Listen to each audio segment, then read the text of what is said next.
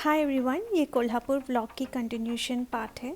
तो उसकी लिंक मैं डिस्क्रिप्शन बॉक्स में रखूँगी, चाहे तो आप देख सकते हैं। एंड कोल्हापुर से हम सुबह स्टार्ट हो गए थे एंड ब्रेकफास्ट कुछ नहीं किए थे, खाली ये होममेड सम कैश्यूज़ लेके आई एंड ऑरेंजेस से हमारा breakfast on the go finish कर दिए थे। अराउंड 12 o'clock को हमारे होटल चारवी रेंज पहुंच गए थे। एंड ये एक बहुत बड़ा सोसाइटी है with 1 BHK and 2 BHK flats.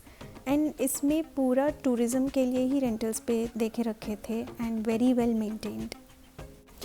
यहाँ से famous beaches, restaurants and sight seeing places सब नज़दीक है। इसमें adults pool and kids pool भी है और क्लीन भी है।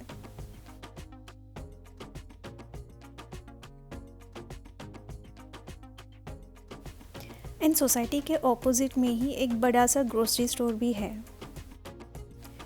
यह है हमारा room with all the essentials like smart TV with Wi-Fi, a cool balcony to chill out.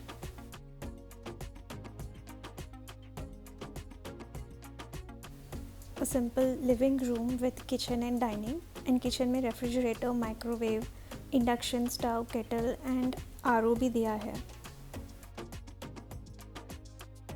And the best part is every day एक हाउस हेल्प आते हैं एंड हमारे पूरे रूम को साफ़ कर देते हैं। एंड वन टाइम के लिए हमारे जितने भी बर्तन हैं वो भी साफ़ करके जाते हैं। थोड़ी देर के बाद हम फ्रेश हो गए थे एंड लंच करने के लिए फेमस आनंद रेस्टोरेंट गए थे। इसके ऑपोजिट रोड में ही इसकी पार्किंग स्पेस भी है। एंड लिटरली हमें 40 मिनट्स की वेटिंग के बाद टेबल मिला था।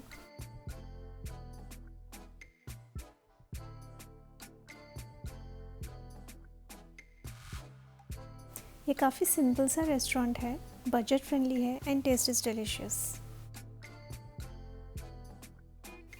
लंच के बाद हम वापस होटल गए थे एंड वहाँ पे थोड़ा सा रिलैक्स हो गए थे एंड डिनर के लिए हम तलासा गए थे।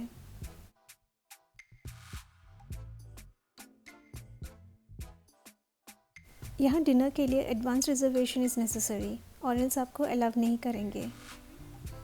वैलिड पार्किंग भी है तो आप 4 व्हीलर के साथ भी आ सकते हैं। ये प्लेस काफ़ी स्पेशियस है एंड टेबल मिलने के बाद उसका भी वैलिडिटी है, वो आपका 3 आवर्स तक रहेगा एंड उसके बाद आपको टेबल वैकेट करना पड़ेगा।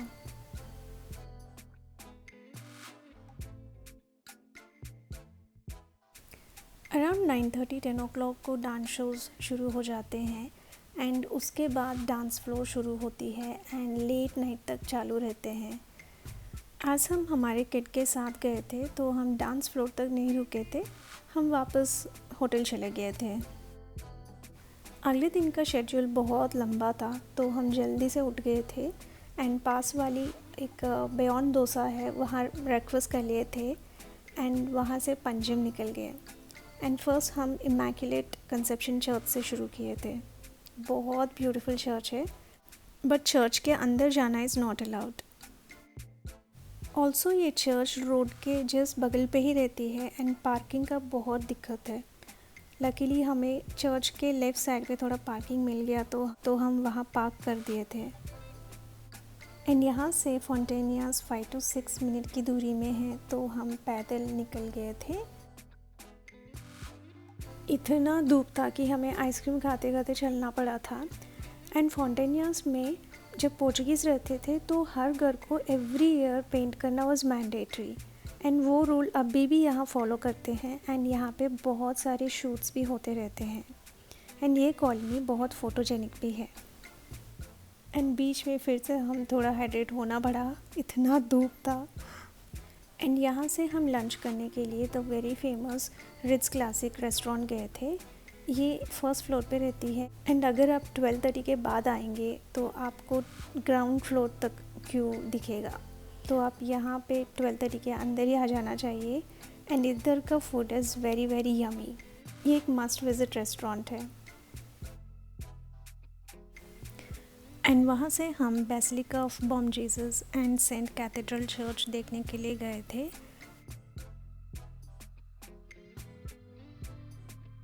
ये पूरा नो पार्किंग स्पेस है, यहाँ कार पार्क नहीं करना है, तो इसके नीचे ही पे रोड के साइड पे ही कार पार्क करके वहाँ से ही पैदल आना है, बिकॉज़ यहाँ लेटर पुलिस आके इन सबको फ़ाइन भी दे दिया था। तो हमने एक आइस कैंडी के साथ चर्च विज़िट स्टार्ट किए थे, एंड ये चर्च भी काफ़ी बड़ा है and it's so beautiful. And ये चर्च के ऑपोजिट में ही बॉम जीसस चर्च है, बट रेनोवेशन की वजह से वो अभी क्लोज था।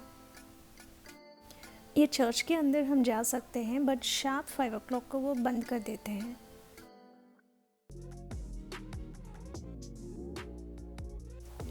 एंड यहाँ से हम मंगेशी टेम्पल विज़िट करने के लिए चले गए थे। टेम्पल के नीचे और ऊपर काफ़ी सारे पार्किंग स्पेस अवेलेबल है।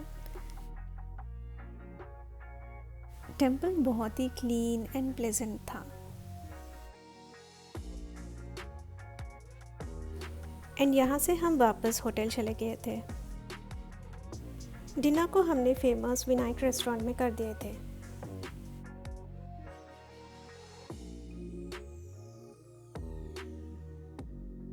अगले 2 days को हमने बहुत लीजर रखे थे, only to explore beaches and cafes. तो हमने उस दिन बहुत ही आराम से उठे थे एंड चाय बनाए, बालकनी में थोड़े गप्पे मारे, चाय पिए, एंड देन उसके बाद ब्रेकफास्ट बनाई थी, एंड आराम से हम बालकनी में उसको फिनिश किए थे। एंड उसके बाद हमने 2 days के लिए स्कूटर को रेंट पे लिए थे। रेडी होके हम लंच करने के लिए इडा रेस्टोरेंट गए थे। ये बहुत ही नज़दीक है हमारे स्टे से, and the food is so good. अगर आप अंजुना में स्टे किए तो डेफिनेटली आप इस रेस्टोरेंट को विज़िट करना है। एंड यहाँ से हम वेगेटर बीच एक्सप्लोर करने के लिए चले गए थे।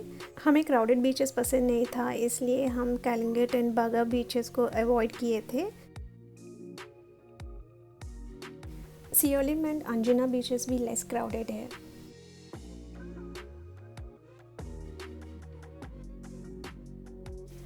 यहाँ से पर्पल मार्टिनी भी बहुत नज़दीक है।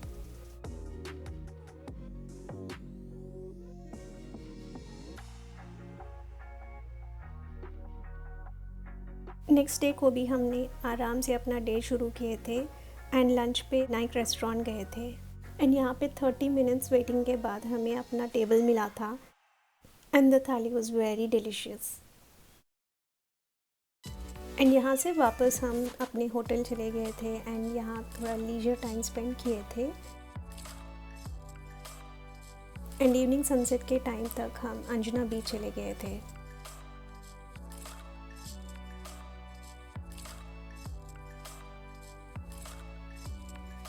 यहाँ हम नाइट तक टाइम स्पेंड किए थे, एंड इसके बाद हम होटल चले गए थे, एंड वहाँ फ्लैट में ही मैंने डिनर प्रिपेयर कर दी थी।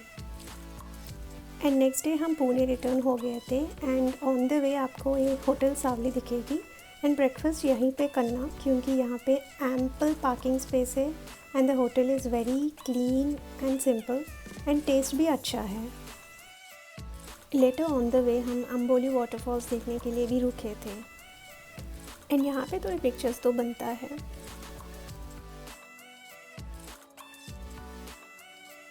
एंड ये वाटरफॉल तो बहुत ही लॉन्ग है एंड वेरी ब्यूटीफुल।